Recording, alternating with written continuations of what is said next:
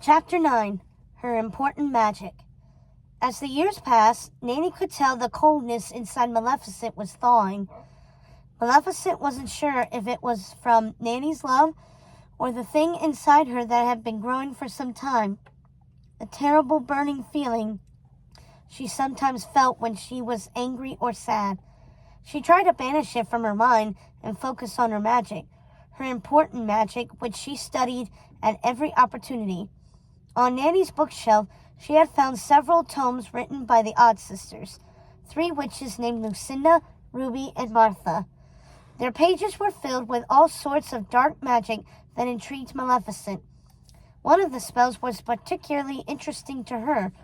It called for a smattering of herbs along with hair from the witch's own head, and instructions to be written in ink on a tiny slip of parchment. These ingredients had to be fed to a very large bullfrog, which the witch would command to find her victim. The bullfrog would then crawl into a sleeping person's mouth and live in their throat, waiting on orders from the witch by means of telepathy.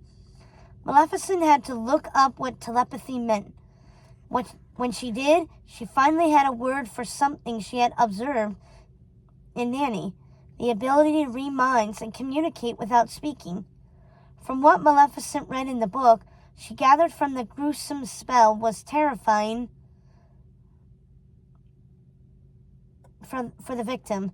The witch could command the person to do whatever she liked. The bullfrog would come only at night, while the host slept, to report its findings to the witch, and then it would squeeze itself back into the victim's mouth before morning. The victim was aware of something living in their throat, but was unable to say anything about it.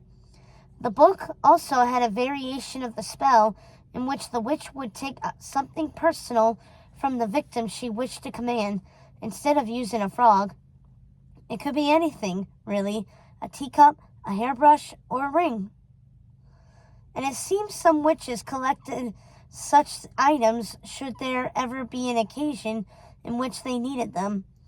Maleficent didn't want to do such dark spells.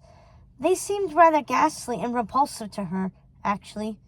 She just liked reading and learning about them. Maleficent also loved reading the lyrical and often hilarious notations in the Odd Sisters books.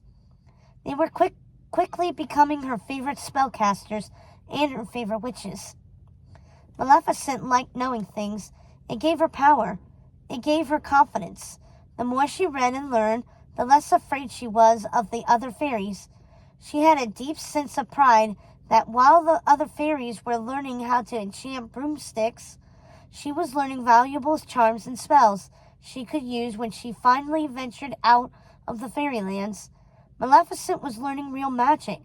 That was most exciting of all.